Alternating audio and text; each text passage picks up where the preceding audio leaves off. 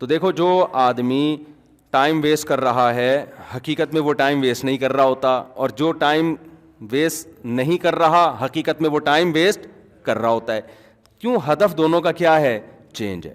تو اللہ تعالیٰ نے, میں یہ بتا رہا تھا کہ سائنس کی نالج بہت محدود ہے, تو سائنس کو کبھی بھی اللہ رسول کے مقابلے میں نہ کے کھڑا مت کرو. قرآن تو پہلے کہہ رہا ہے یؤمنون بالغیب, یہ جو ہم باتیں کر رہے ہیں یہ غیب کی باتیں ہیں.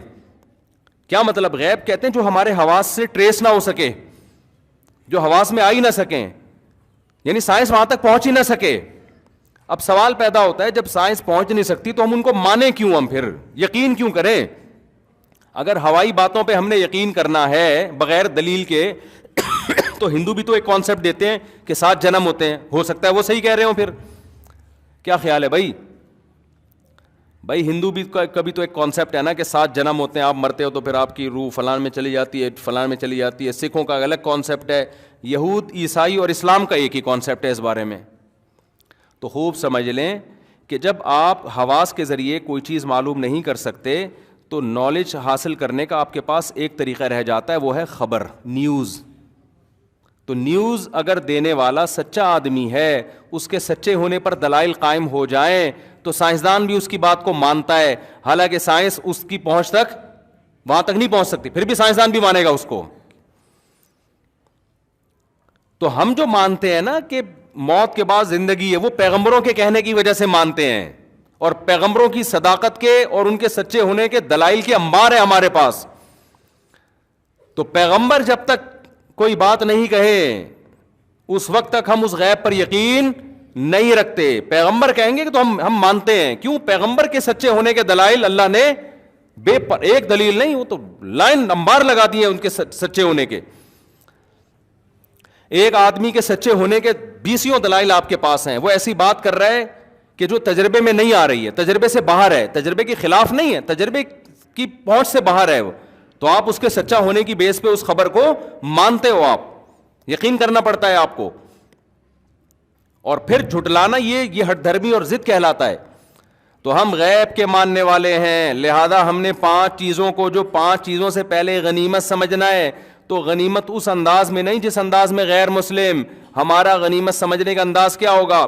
ہر وہ چیز جو آخرت میں رکاوٹ کا ذریعہ بن رہی ہے اس کو ہم نے سائڈ پہ لگانا ہے, اور ہر وہ کام جو آخرت میں ترقی کا ذریعہ بن رہا ہے اس کام کو ہم نے فوکس کرنا ہے, اس کو کرنے کی کوشش کرنی ہے. تو ہم ٹائم بچانے والے کہلائیں گے اللہ کی نظر میں. اب ایک آدمی کاروبار کر رہا ہے,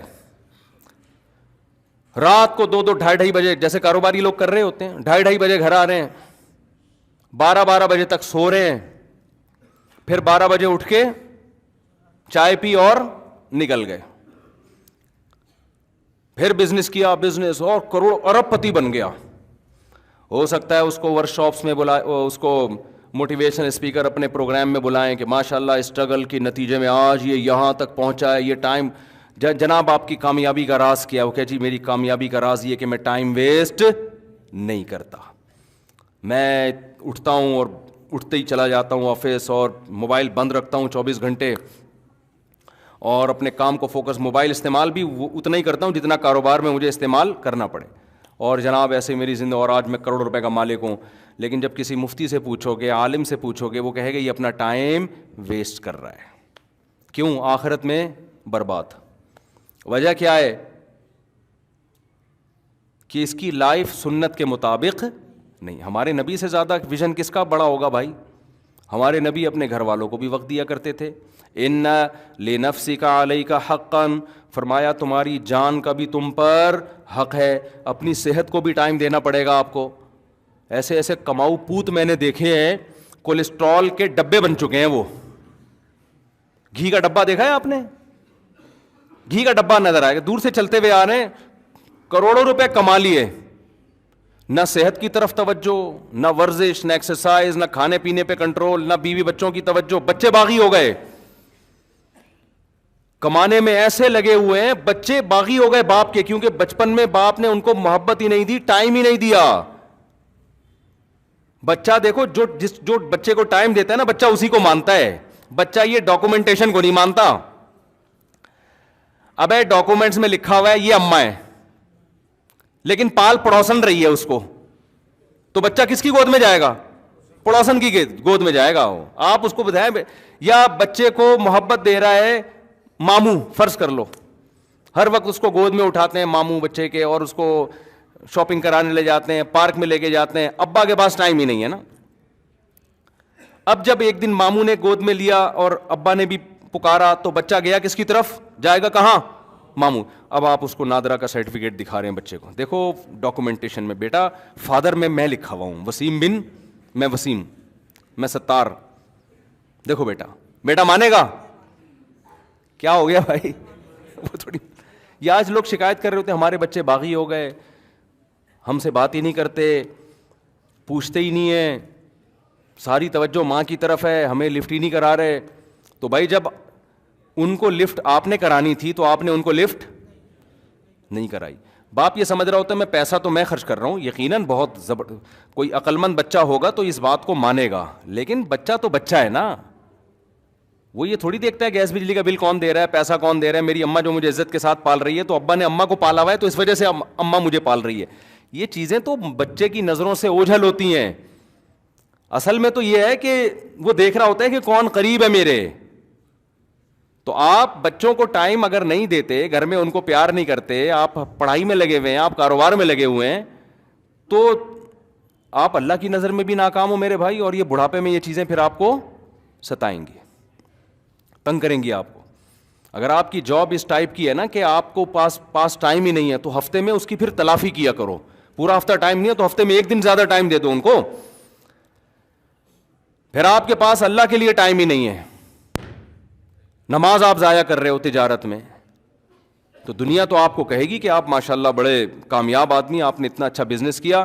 اللہ کیا کہے گا؟ یہ وہ لوگ ہیں جن کی کوششیں ضائع ہو رہی ہیں اور وہ یہ سمجھ رہے ہیں کہ وہ بہت اچھا کر رہے ہیں. نماز قضا کر کے میرے بھائی اگر کروڑوں اربوں روپے بھی آ جائیں تو سمجھ لو کہ آپ قارون سے آپ کی مناسبت اور زیادہ پکی ہو گئی ہے. تبھی حدیث میں آتا ہے, ایک روایت ہے کہ جو نماز چھوڑتے ہیں نا ان کا حشر قارون کے ساتھ ہوگا. اس کی لاجک بھی علماء یہ بیان کرتے ہیں کہ قارون بھی پیسہ کمانے میں مست تھا اور آپ بھی پیسہ کمانے میں مست ہو, نماز روزے کی پرواہ نہیں ہے آپ کو, تو ایک ہی جیسے ہو گئے نا دونوں. اس نے زیادہ کما لیا, آپ کے پاس اتنے وسائل ہے نہیں, ورنہ آپ بھی وہاں تک پہنچ جاتے. تو حدیث میں جو آتا ہے نا 5 چیزوں کو 5 چیزوں سے پہلے غنیمت سمجھو, تو غنیمت ہم نے اس انداز میں سمجھنا ہے جس انداز میں قرآن نے ہمیں غنیمت سمجھنے کا حکم دیا ہے. اس کو فوکس کریں گے, تھوڑی محنت میں زیادہ مل جائے گا. اس کو ہٹا کے اگر زیادہ محنت کر لی تو زیادہ میں بھی کچھ نہیں ملے گا آپ کو. سمجھتے ہیں؟ تو اس لیے بیلنس لائف, اعتدال والی لائف. سب سے پہلے تو اپنی زندگی سے ان تمام کاموں کو نکال دیں جن کا نہ دنیا میں کوئی فائدہ اور نہ آخرت میں کوئی فائدہ, ان کو تو بالکل ہمیشہ کے لیے نکال دیں.